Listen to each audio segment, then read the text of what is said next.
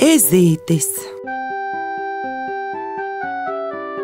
Vienam tēvam un mātei nebija neviena bērna. Reiz tie abi aiz galda sēdādami runā. Kaut ja Dievs mums mazākais tādu bērniņu dotu kā Ezīti. Kad abi bija šos vārdus izteikuši, no aizkrāsnes izlien mazs Ezītis un saka: Es esmu jūsu dēls! Vecie pieņem Ezīti un izaudzina.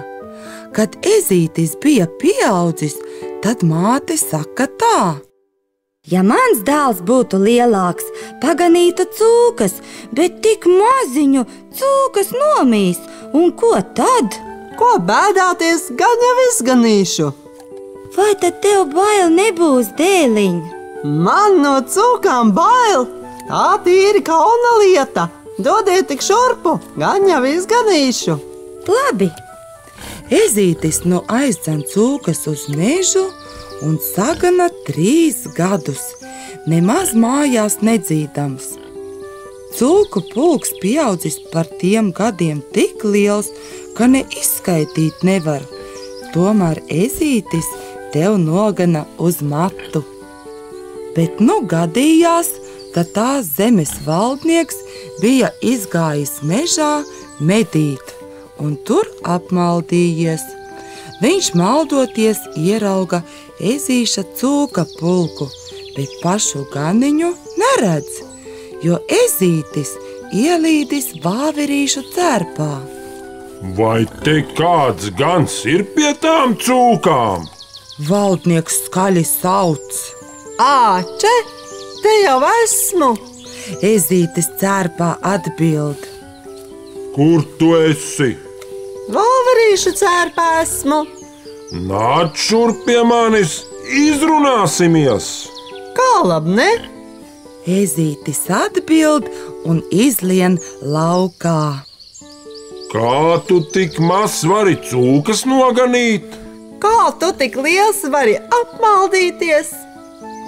Izved mani ārā no šī meža! Kā labi, ne? Dod man savu jaunāko meitu par sievu, tad tūlīt. To nu gan ne! Kā es tev, tādam mazam krupim, došu meitu?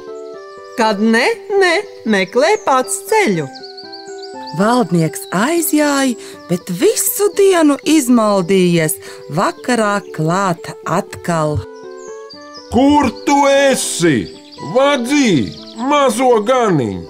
Nevaru visu ceļā atrast. Nāc izved mani ārā! Kā labi, ne? Dod tik man savu jaunāko meitu, tūlīt! Ej, ko tu muldi? To gan nevaru! Kad ne, meklē pats ceļu.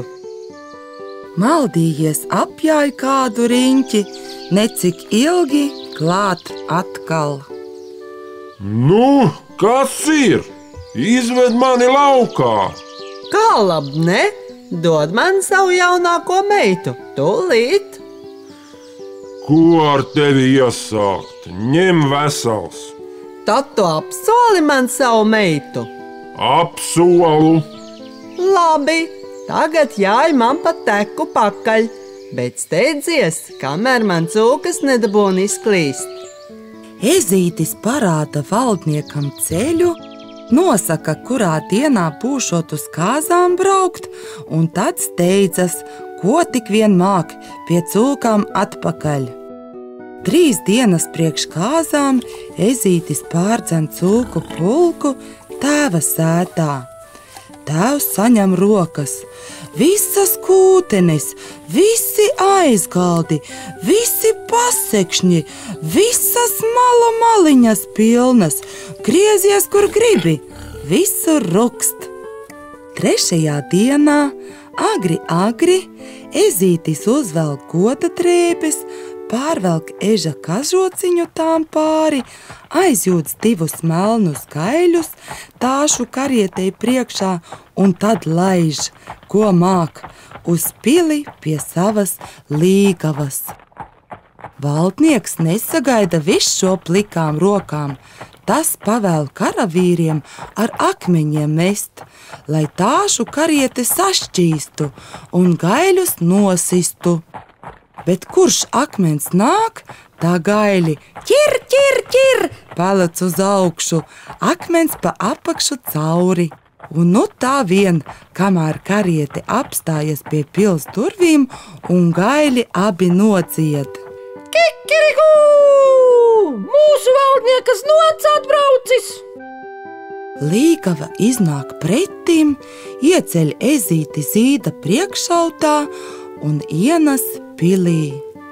Abas vecākās māsas smejas, zobojas, bet jaunākā tik atbild. Lai, kāds jau nu man novēlēts, ar tādu pietikšu. No rīta Līgava atkal ieceļ ezīti savā priekšautā un aiznes uz baznīcu laulāties. Laulības gredzenu ezītim uzbāž uz ķepiņas, un pēc laulībām sieviņa ieņem savu vīriņu zīda priekšautā, lai pārnestu atpakaļ uz pili. Citi gan smejas par jocīgo pārīti, bet jaunā sieva tik atbild. Lai, kāds jau nu man novēlēts, ar tādu pietikšu. Vakarā gulēt iedams, ezītis novilcis savu eža kažociņu un nolicis kājgalī. Sieva to redzēdama domā. Kam nu man tādu ērkšķainu kažociņu glabāt? Pag, lai tik vīriņš piemieg, kažociņu vajag sadedzināt. Kā domājusi, tā padara. Bet kas nu notika? Līdz ko kažociņš sadedzis, vīriņš uz nāvi slims. Šī nu raud un aizbildinās. Ezītis turpretim par sāpēm nebēdādams, vēl sievu mierina, sacīdams. Sieviņ mīļā, zinu, ka ļaunā nodomā to nedarīja. Bet tev vajadzēja tomēr ar vīriņu parunāties, iekams pie kāda darba ķēries.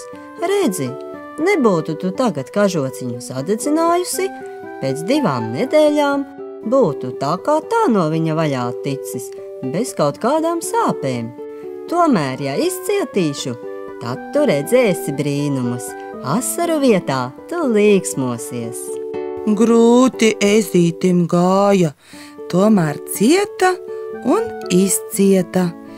It īpaši beidzamo dienu slimība nejauki vārdzināja, bet līdz ko saulīte norietēja, tā ezītis no gultas ārā, nošņauts 3 reiz deguntiņu un acu mirklī kļūst par staltu ķēniņa tēlu. Sievas tēvs no priekiem atdod valdību savam snotam. Jaunais valdnieks attaicināja savus vecākus pie sevis un dzīvoja ar savu jauno sieviņu laimīgi.